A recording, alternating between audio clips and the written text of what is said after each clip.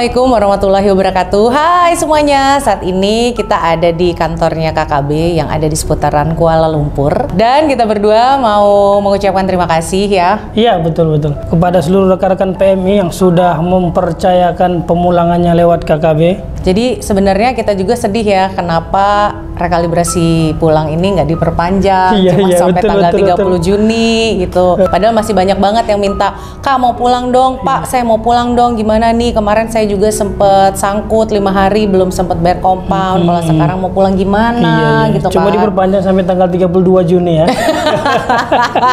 Dan tentunya sampai saat ini ya, dari data yang tercatat kita sudah melakukan pemulangan itu sejak bulan Desember 2021. Kemudian sampai dengan tanggal 30 Juni 2022 itu tercatat kurang lebih 538. Wow, 538 penumpang. 538 peserta KKB. Betul, artinya tuh begitu banyak ya yang mempercayakan pendampingan ini kepada KKB. Artinya ini kan baru satu ormas ya. Sementara kita tahu di luar sana banyak ormas juga yang melakukan pendampingan. Benar banget, bukan cuma KKB tapi segala macam ormas itu melakukan pendampingan ini. Dan mungkin kalau sudah di total ada ratusan ribu warga negara Indonesia ya. Betul, bisa jadi. Yang sudah pulang melalui program ini. Nah, yang pasti kita juga mau minta maaf nih, ada 3 orang yang gagal kita dampingi. Itu karena masalahnya adalah rekalibrasi tenaga kerjanya tidak dibatalkan. Betul. Jadi 3 orang ini sampai dengan sekarang masih belum pulang dan masih berusaha untuk membujuk majikannya untuk membatalkan. Memang seperti peraturannya kan kalau nggak dibatalkan nggak bisa pulang. Dan kita juga di awal-awal sudah sampaikan ke peserta, kita cross check ulang mereka ada daftar R3 atau tidak kan gitu. Kalau daftar sudah dibatalkan atau belum ya kan? Benar. Tapi kadang-kadang tuh pekerjanya juga nggak tahu kalau sudah didaftarkan sama majikannya. Tiba-tiba ketika disidik jari mau bayar compound, ternyata datanya sudah masuk untuk RTK. Jadi ya di situ kita juga sangat menyesal ya. Tapi yang pasti insya Allah kedepannya juga kita masih tetap bisa melakukan pendampingan. Karena kan sekarang kompon yang murah sudah nggak ada, rekalibrasi sudah nggak ada. Dan seperti kita tahu bahwa pembayaran komponnya udah jadi mahal ya Bang ya? Iya, pastinya selesai program rekalibrasi pulang ini mau tidak mau harus akur dengan kebijakan pemerintah Malaysia, yaitu bayar compound penuh. Betul. Itu harganya adalah 3.100 yang kita ketahui bahwasanya untuk compound penuh itu 3.100 ringgit Malaysia. Betul. 3.000 compoundnya, 100-nya special pass. Nah, apakah KKB ada pendampingan ini? Itu yang banyak dipertanyakan oleh orang-orang. Sampai dengan sekarang sih kita masih membahas mengenai ini, kira-kira gimana ke depannya, apakah masih bisa didampingi, karena ternyata banyak sekali yang memerlukan pendampingan dari kita. Benar. Jadi ini kan permintaan nih, itu gimana kira-kira? Paling kita dampingin dalam artian kata ya pendampingan pengantaran ke imigrasi tertentu. Contoh mungkin STO-nya kita daftarkan untuk imigrasi Jalan Duta ya kan, atau STO-nya kita daftarkan untuk imigrasi Shah-Alam maupun imigrasi Putrajaya begitu. Ya sifatnya benar-benar pendampingan. Dan kedepannya kalau memang kita ada pendampingan pasti akan kita umumkan ya. Gimana bentuknya, berapa bayarannya, karena kan namanya ini harganya mahal, tentunya banyak juga kendalanya, belum lagi tiketnya atau persyaratan lainnya yang kita nggak tahu apa. Jadi ini kita masih mau bertanya nih ke pihak immigration, gimana sih caranya untuk bayar compound yang mahal ini. Nah, kira-kira compound yang mahal itu blacklistnya berapa lama Bang, atau malah nggak ada blacklist? Nah, ini dia masih simpang siur kan, ada yang isunya blacklistnya 5 tahun, ada yang bilang seumur hidup ya kan. Tapi apapun tentunya kita harus melakukan cross check ulang ya, langsung kita tanyakan nanti ke pihak imigrasinya bagaimana prosedurnya dan berapa lama mereka harus disenarai hitamkan ya atau di blacklistkan di Malaysia begitu. Tapi yang pasti mekanismenya kita belum ketemu ya, karena kan baru aja selesai rekalibrasi pulangnya nih. Masih fresh ya. Masih fresh banget. Jadi mudah-mudahan nih kalau sudah ada infonya pasti akan kita beritahu selanjutnya. Nah, kemarin ini karena hampir 600 orang ya yang kita dampingi. Paling ingat sama siapa sih peserta? Paling ingat sama peserta kita yang jauh di pelosok sana, daerah Dengkil ya. daerah Dengkil, kerja di sebuah bangunan. Nah, ketika itu malam-malam nelpon minta dibantu untuk pendampingan dan pingin pulang cepat. Oh, kamu ingat yang itu? Terus. Nah, jadi pas kita datang ke sana malam-malam, beliau bilang mohon dibantu, uang nggak ada, bahkan siap nunjukin dompetnya, yang isinya dompetnya kosong digini-giniin itu ya? Dituang-tuangin kan, nggak ada isinya begitu kan. Itu punya kesan tersendiri karena ketika kita sudah iakan, kita bantu dengan ada rasa simpati. Nah, yang bikin kita sedikit janggal itu dan kaget adalah ketika di hari hanya, beliau pengen pulang, ternyata mau tukar rupiah, uangnya banyak sekali. Sampai 15 juta iya, ya? sampai 15 Jadi juta. itu kita kadang-kadang nih, bukannya orang yang memulangkan, yang menipu, tapi kadang-kadang pesertanya itu juga bohong gitu ke kita, gitu kan. Kita udah kasihan banget, udah malam-malam kan kita datengin, ya ampun. Sampai kirain kesasar kemana, di hutan mana gitu ya. Terus dia ngeluh-ngeluh, nggak ada uang makan, kita udah kasihan kan, ya udah nggak apa-apa, nanti kita bantu deh gitu. Besok paginya tuker duit banyak banget.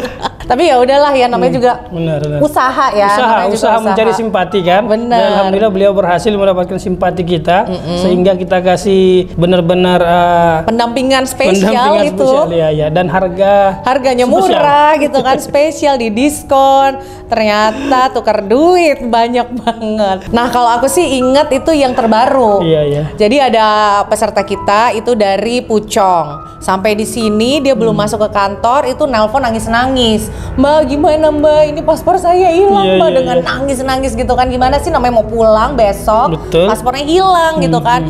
Terus kita bilang jangan panik Pak, coba dicari lagi di mana gitu. Udah saya cari Mbak di mana-mana nggak ketemu gitu kan. Itu kita bener-bener panik banget. Gimana caranya nih untuk bantu? Karena tiket sudah dibeli, sudah mau tes PCR, besok sudah mau bayaran compound, itu udah nggak bisa banget deh. Pokoknya harus ada paspornya. Mau buat tes PLP juga nggak sempet kan.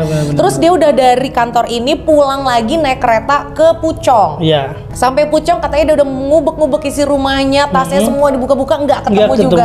Nelpon lagi, Mbak, gimana nih Mbak? Saya masih nggak ketemu paspornya. Ya udah Pak, Bapak pulang lagi aja ke sini. Sampai di sini dia lemes, terduduk di lobi kita di bawah itu. Terus ada teteh-teteh gitu kan, yang nanya, Bapak kenapa? Katanya gitu. Ini paspor saya hilang. Di mana? Ini di tas ini. Ya udah Pak, kita cari satu-satu. Dicari, dikeluarkan semua satu-satu, ketemu. Ya ampun. Si teteh emang luar biasa. Si teteh ini entah ada jampi-jampi apa, ketemu di pinggir kantong tasnya itu. Padahal katanya dia sudah nyari di situ, nggak ada. Ini dicari orang kok bisa ada, itu udah, aduh bener-bener kita udah ikutan pusing banget kan. Betul. Gimana kalau dia nggak bisa pulang? Takutnya buat tes PLP juga nggak sempet, waktunya sudah habis ya kan. Yang kedua tiket tadi udah beli ya kan. Pasti udah angus karena kita kan mau pengunduran tiket itu nggak bisa mendadak ya. Ada waktunya 2 atau 3 hari sebelumnya. Tapi alhamdulillahnya ya pakai grup booking kan. Itu kan ribet kalau untuk pengunduran satu orang aja begitu ya. Namanya grup booking nggak bisa satu orang mau cancel mau booking itu semuanya udah pasti akan angus juga gitu. Tapi alhamdulillahnya memang Allah itu masih sayang gitu ya. Akhirnya paspornya ketemu dan dianya pulang. Akhirnya akrab deh dengan si teteh. Aduh seru banget ya pokoknya ceritanya. Betul. Terus cerita-cerita apa lagi yang lainnya yang diingat? Ya alhamdulillahnya sih emang karena kita kan sistemnya kita kumpulin dulu mereka, kita kenalin, kita masukin dalam satu grup. Jadi hubungan emosinya lebih dekat ya di antara sesama mereka. Bahkan saya lihat itu yang satu konsul satu daerah itu jadi akrab gitu kan. Jadi seolah-olah mereka ini kayak keluarga gitu. Bahkan ada 1-2 yang saya lihat itu sampai-sampai mungkin cinta lokasi ya. Cinlok. Pokoknya tuh kalau kita udah setiap pemulangan itu udah pasti ngerasa deket ya kayak keluarga. Bener, kayak sampai keluarga, sekarang nih sudah pulang aja grup WhatsApp itu nggak kita bubarin. Kita biarkan aja. Siapa tahu mereka mau silaturahmi lagi. Sering gitu kan. foto ya kan, sering pengalaman kita udah sampai ke kampung halaman ya gitu ya. Terus mereka juga cerita-cerita ke temennya kalau mau pulang nih sama KKB aja gitu. Nih saya sudah pulang punya banyak temen gitu kan. Insya Allah nggak ditipu karena memang kita nggak pernah menipu satu orang pun ya. Satu orang pun kita nggak pernah rugikan lah. Kalau memang dia batal, uangnya kita kembalikan gitu. Kalau memang dia ada hal-hal yang nggak bisa pulang, kalau tiketnya sudah dibeli, ya uang tiketnya nggak bisa dikembalikan. Gitu. Artinya kita ikut prosedur yang ada lah. Dan prosedur itu tentunya sudah disepakati bersama dengan teman-teman yang kita dampingin begitu. Jadi dari awal kita sudah jelaskan alurnya dari proses pembayaran kompon sampai pengantaran pulang ke kampung halaman begitu. Benar. Terus nih Bang, ada yang nanya lagi, udah pulang kemarin ikut kita, terus WhatsApp nanya, gimana Kak, saya mau masuk lagi, gitu kan? Itu udah banyak banget kan? Mungkin hampir 50% ya. Bener, sudah hampir 50%. Kampung itu kerja mungkin seminggu 2 minggu nggak betah, nanya lagi gimana caranya bisa masuk Malaysia. Karena kalau udah kelamaan di Malaysia tuh pulang ke kampung mungkin seminggu 2 minggu masih betah. Iya. Lama-lama itu jadi merasa asing gitu di daerah sendiri karena nggak punya temen, nggak punya pekerjaan gitu. Terus memang mungkin udah hidupnya enak gitu kan di Malaysia ini, kemana-mana transport mudah, makanan juga murah, begitu sampai di kampung udah 2 bulan nanya gimana caranya masuk. Itu gimana? Emang bisa Bang? Nah, ini yang nggak bisa kita jawab, paling-paling ya berdoa aja kepada Allah kan.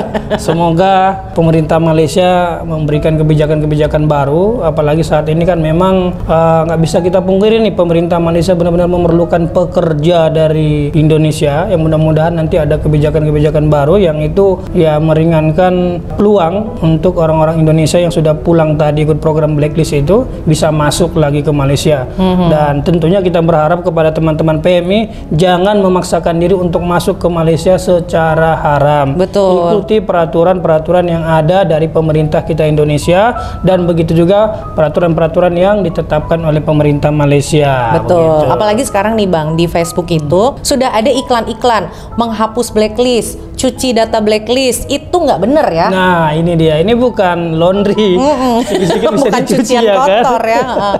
Jadi emang nggak bisa kan ya? Iya. Jadi untuk Anda nih yang ngelihat iklan-iklan di Facebook nih kebanyakan bisa cuci data blacklist, bisa hapus blacklist, bahkan sudah ada yang ketipu 16 juta. Iya. Sudah ada yang tertipu 16 juta, dia blacklist mau masuk lagi, sekarang agennya udah nggak ada, dia sudah sampai Batam. Katanya mau dimasukkan melalui Johor Bahru ke Malaysia, tapi nyatanya dia nggak bisa masuk dan uang sudah hilang. Jadi jangan ya, jangan terbujuk dengan ucapan-ucapan nanti saya hapus blacklistnya, nanti sidik jarinya dihapus. Itu sampai dengan sekarang tuh belum ada sistem begitu ya. Tapi kita nggak tahu ke depannya bagaimana. Mungkin setahun lagi, 2 tahun lagi itu kita nggak tahu. Tapi untuk sekarang itu nggak ada. Nggak ada. Dan harga-harga yang ditawarkan itu sangat fantastik. Tentu berat mungkin buat teman-teman PMI yang di Indonesia sana. Jadi jangan terperdayalah begitu ya oleh iklan-iklan yang mengatakan bisa masuk ke Malaysia dengan mudah dan bahkan bisa cuci blacklist. Yang bisa itu cuci piring dan cuci bangunan. Barusan kita cuci piring.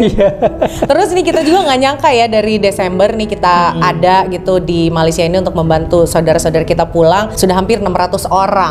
Artinya kan kita itu langsung mendapatkan tempat di hatinya para WNI yang ada di Malaysia ini gitu kan. Kita juga nggak nyangka sih, dan itu tentunya suatu kebanggaan untuk kita, kehormatan untuk kita bahwa kita diterima dengan baik. Kita diberikan kepercayaan untuk mengurusi pemulangannya ya kan. Benar. Nah, ini tentunya pencapaian yang luar biasa mungkin buat KKB, dan tentunya sekali lagi ya terima kasih yang tidak terhinggalah buat seluruh PMI yang memberikan kepercayaannya kepada kita KKB. Tapi terus kalau misalnya ke depannya mau nanya-nanya, Kak saya mau pulang nih gitu, tunggu aja kabar beritanya.